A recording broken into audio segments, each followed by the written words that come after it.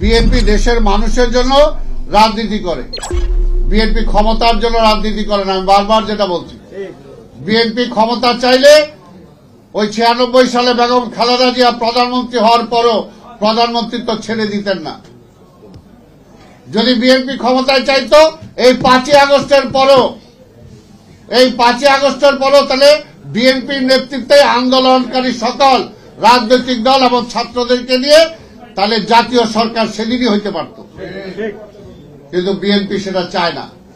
BNP চায় জনগণের ভোটের মাধ্যমেই জনগণ ডিসাইড করবে বিএনপি ক্ষমতায় যাবে না কে যাবে।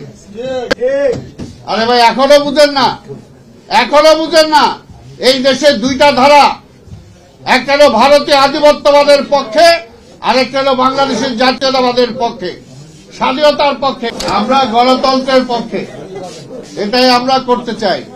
এটার জন্য আমরা বলতেছি, আমরা অনেক লড়াই সংগ্রাম করে, অনেক ত্যাগ তিতিক্ষার পরে আজকে অসংখ্য নেতা কর্মী আমাদের শহীদ হয়েছে। আমরা কিন্তু সেই কথা বলছি না।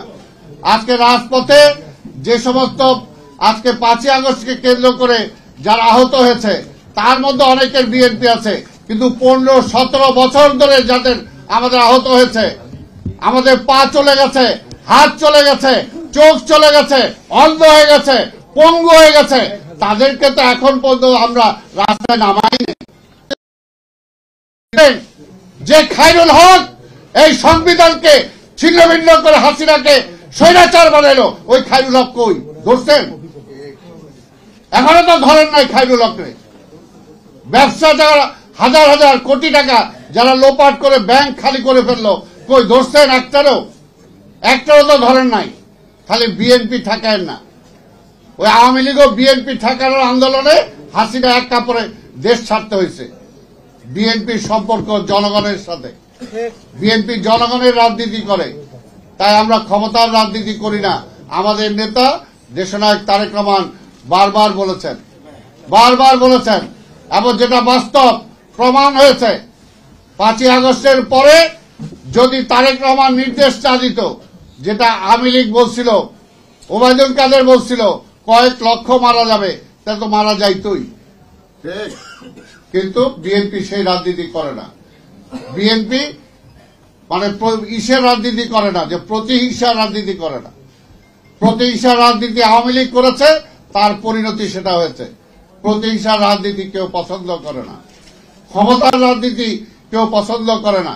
শেখ মুজিবুর রহমান রাজনীতিবিদ হওয়ার পরও রাজনীতি নিষিদ্ধ করেছিলেন, আর শহীদ রাষ্ট্রপতি জিয়াউর রহমান রাজনীতিবিদ না হওয়ার পরও তিনি রাজনীতি মুক্ত করে দিয়েছিলেন। এটাই হলো বিষয়। শেখ হাসিনা 14 সালে কমিটমেন্ট করার পরও প্রধানমন্ত্রিত্ব ছাড়ার সাহস হয় নাই, কিন্তু বেগম খালেদা জিয়া 96 সালে ছেড়ে দিয়েছিলেন। এই জন্য বলি যে আজকে তারেক রহমান, বেগম খালেদা জিয়া, জিয়া রহমান এদের সাথে কাউকে মিলে না। আমরা রাজনীতি করি দেশের জন্য, একদিন দুই দিনের জন্য না। বাংলাদেশ যতদিন আছে বিএনপি ততদিন থাকবে। বিএনপির জন্মই হয়েছে বাংলাদেশের বাস্তবতার কারণে। আওয়ামী লীগ ব্যর্থ হয়েছে বলেই বিএনপির জন্ম হয়েছে। শেখ মুজিব ব্যর্থ হয়েছিল বলেই জিয়া রহমানের আবির্ভাব হয়েছিল, জোর করে হয় নাই কেউ। তাই আজকের বাস্তবতা হলো, আজকে দেশটাকে যে ট্রাফিক জ্যামে ফেলাই দিচ্ছেন, এটা থেকে উত্তরণের একটাই পথ, ওই আওয়ামী দুঃশাসনের যারা সহযোগী ছিল তাদের কাঁধের থেকে হাতটা সরান, কাজটা বিএনপির হাতেই রাখেন পুরোপুরি। তাহলেই দেখবেন যে সব সমস্যার সমাধান হবে। আমরা এই দেশে অরাজকতা চাই না, হটকারিতা চাই না। আমরা চাই না যে দেশটা আরেকটা খারাপের দিকে যাক। কারণ আমরা দেখেছি স্বাধীনতার পরে এই শেখ মুজিবুর রহমান এই রেসকোর্সে দাঁড়ায় বলছিল 3 বছর কিছু দিতে পারবো না, মানে মানুষও অ্যাকসেপ্ট করে নিছিল।